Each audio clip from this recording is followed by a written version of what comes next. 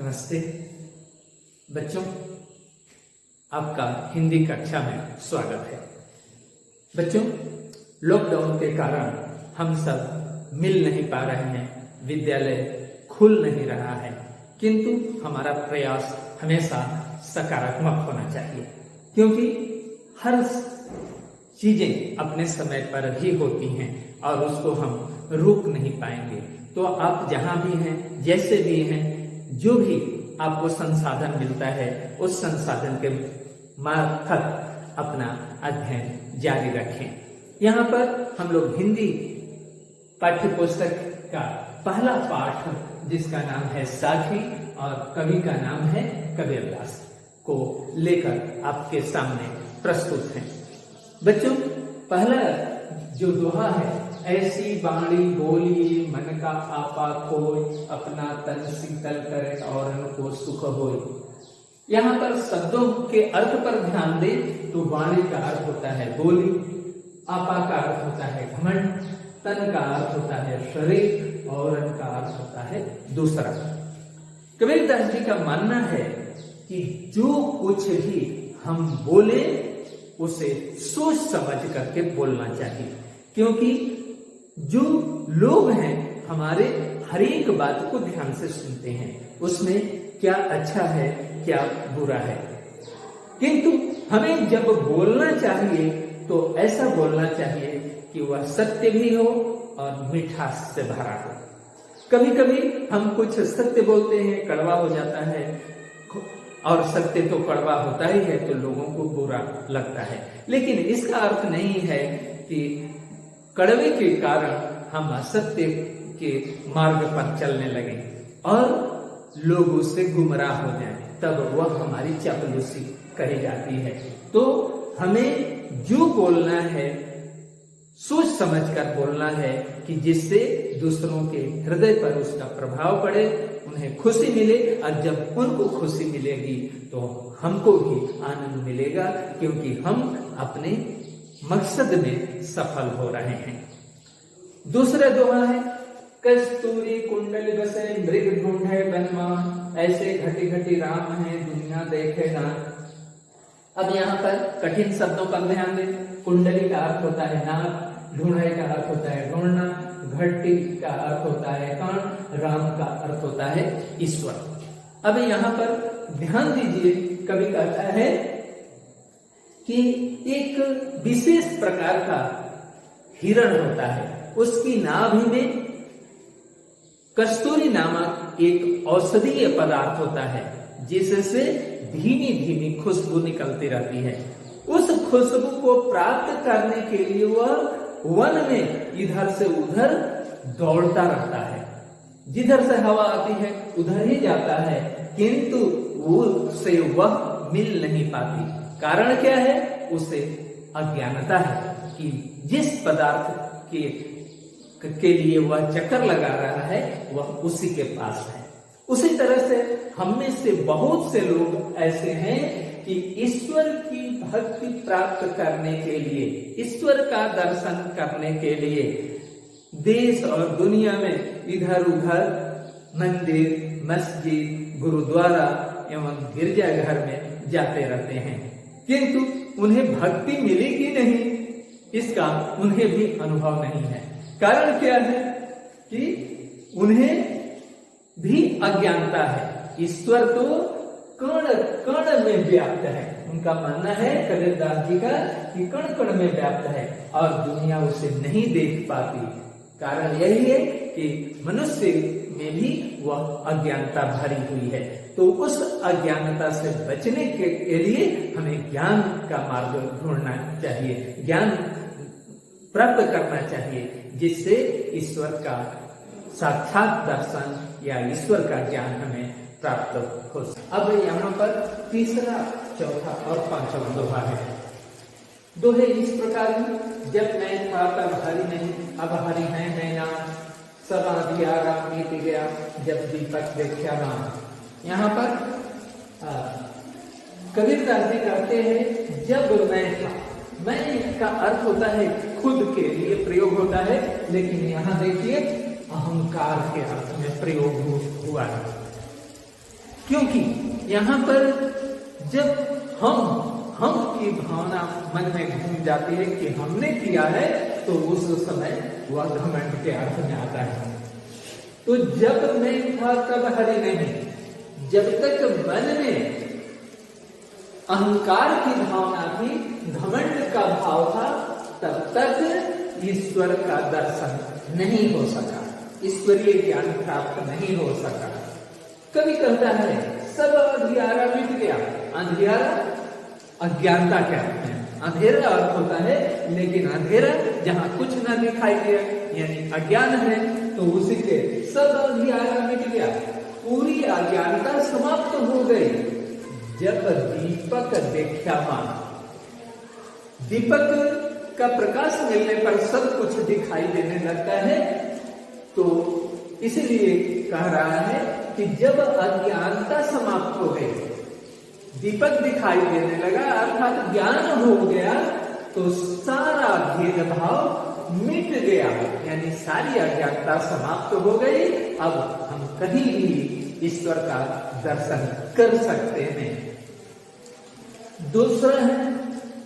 दूसरा अर्थात चौथा, सुखिया सब संसार में खाए और सोए, दुखिया दास कबीर है जागे और रोए।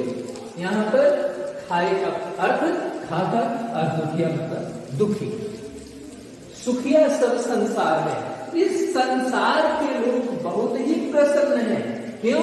क्योंकि वह भौतिक सुख सुविधाओं से भरपूर है, खाना खाते हैं, खुशियां मनाते हैं और सो जाते हैं। किंतु कवि कहता है कि दुखिया दास कबीर है। कबीर दास जैसे ज्ञानी लोग दुखी हैं। क्यों दुखी हैं? क्यों जागते रहते हैं? जागे और रोए, क्यों जागते होते हैं? क्यों? क्योंकि वे ज्ञानी लोग हैं। भूतकाल में हमसे क्या गलतियां हुई, अभी क्या चल रहा है, तो भूतकाल की गलतियों को सुधार कर भविष्य की चिंता करना, यानी भविष्य दृष्टा होने के लिए कि भविष्य में सभी लोग सुखी रहें, प्रसन्न रहें, इसलिए ज्ञानी व्यक्ति भौतिक सुख सुविधाओं को देख करके दुखित रहते हैं कि हम इसी को सारा सुख समझ लेते हैं। लेकिन वो समझते हैं कि ईश्वरीय तत्व, ईश्वरीय ज्ञान ही हमारा सब कुछ है, और इसलिए जब ईश्वर की कृपा बने रहेगी तो हम सुखी रहेंगे, इसलिए वो दुखी हैं। अब पांचवा कहा है, विरह भुवंगम तन बसे मंत्र न लागे कोई, राप्ति योगी ना जिए जीवे तो बौरा हो। यहाँ पर भुवंगम का अर्थ होता है भुजंग अर्थात सांप या सर्प, तन है शरीर, बौरा का मतलब पागल होना, जीवे का मतलब जीवित रहना।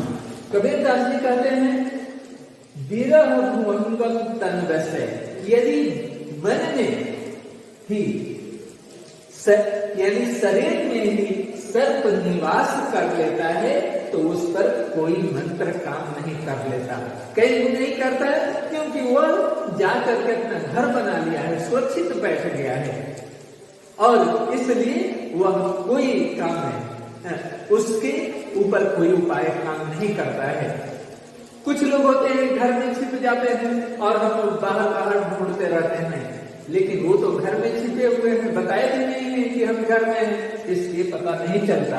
इसी तरह से जो ईश्वर का भक्त होता है वह हमेशा दुखित रहता है, और जब तक ईश्वर की भक्ति प्राप्त नहीं हो जाती उसकी दशा हमेशा पागल जैसी बनी रहती है। तो वह कहते हैं कि हमेशा हमें अपने कर्मों पर ध्यान देना चाहिए और भविष्य को उज्जवल और सुरक्षित करना है, और इसके लिए जरूरी है कि जो लक्ष्य है, ईश्वर भक्ति जो है, जो कुछ भी है, उस लक्ष्य पर हमेशा ध्यान बनाए रखें। छठा दोहा है, निंदक नेड़ा राखिए अंगड़ी कुटी बधा, बिन साबड़ पानी बिना निर्मल करे सुभा। प्रिय छात्रों, यहाँ पर नेड़ा का अर्थ होता है निकट या नजदीक, और अंगड़ का अर्थ होता है आंगन, जो हमारे घर में या घर के पास होता है। छात्रों, यहाँ पर देखिए कबीरदास जी कहते हैं कि हमेशा निंदक को, जो निंदा करता है, हमारी बुराई करता है, उसे हमें अपने पास ही रखना चाहिए। निंदक ने राखिए आंगड़ी कुटी बधाए, हो सके तो अपने आंगन में यानी अपने घर में ही रख लीजिए, नहीं हो तो पास में ही उसको घर बना करके रख लेना चाहिए। क्यों ऐसा? क्योंकि बिन साबण पानी बिना निर्मल करे सुभार, क्योंकि यह बिना साबण मतलब साबुन और पानी मतलब पानी के ही हमारा स्वभाव उज्जवल बना देता है, निर्मल बना देता है, दागहीन कर देता है। कैसे दागहीन कर देता है बिना साबुन पानी का? क्योंकि वह हमारी गलतियों को हमेशा इंगित करता रहता है और उसके कहने के अनुसार, उसके कहने के डर से हम बचना चाहते हैं, और बचना चाहते हैं तो गलतियां हमसे नहीं होती हैं। तो कवि का मानना है कि हमेशा आलोचक को हमारे साथ होना चाहिए, और वह जब साथ रहता है तो हम गलतियां करने से बचने की कोशिश करते हैं, और इस तरह से हमारा चरित्र हमेशा उज्जवल बना रहता है। अब सातवें जो है तो देखते हैं, पोथी पढ़ पढ़ी जग हुआ पंडित भयान कोई, एक सिर पीव का पढ़े सुपंडित हो। यहाँ पर देखिए पोथी, पोथी क्या है? पुस्तक है। पढ़ पढ़ मतलब पढ़ करके जग हुआ, लोग, जग का अर्थ होता है संसार, दुनिया, हुआ मर जाते हैं। पंडित भयान कोई, पंडित अथवा ज्ञानी कोई नहीं हो सका। एक असिर, असिर का अर्थ होता है अक्षर, एक असिर पीव का अर्थ होता है प्रेम, और किसका के साथ प्रेम? ईश्वर के साथ। ईश्वर की भक्ति रूपी एक अक्षर पढ़ लेने से पढ़े सुपंडित होए, वह ज्ञानी बन जाता है। अर्थात कवि बताना चाहता है कि दुनिया में बहुत लोगों ने जन्म लिया, आए और चले गए, पूरे जीवन जिए, खाए पिए, मौज मस्ती किए और मर जाते हैं, लेकिन वे लोग ज्ञानी नहीं हो सके। क्यों? क्योंकि सांसारिक मोह माया में वो फंसे रहे। पढ़े तो, लेकिन सांसारिकता को त्याग नहीं पाए।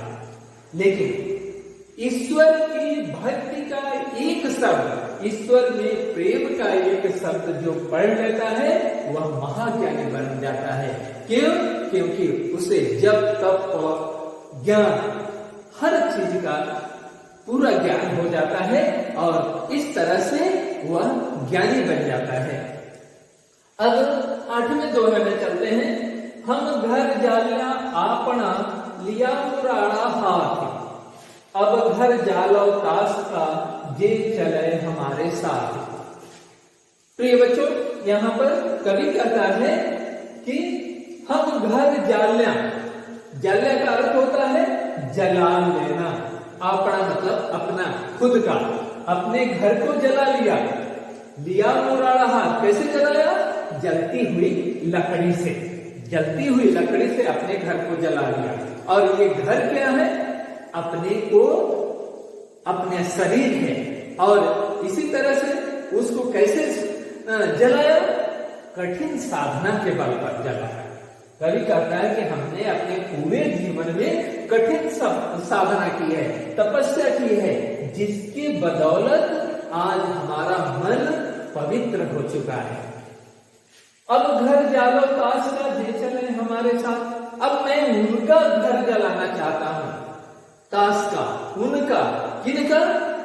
जो हमारे रास्ते पर चलना चाहते हैं, उनका घर जलाना चाहता हूं। कि कैसे? यानी उसको भी उसी कठिन साधना से गुजरना पड़ेगा, यानी हमेशा त्याग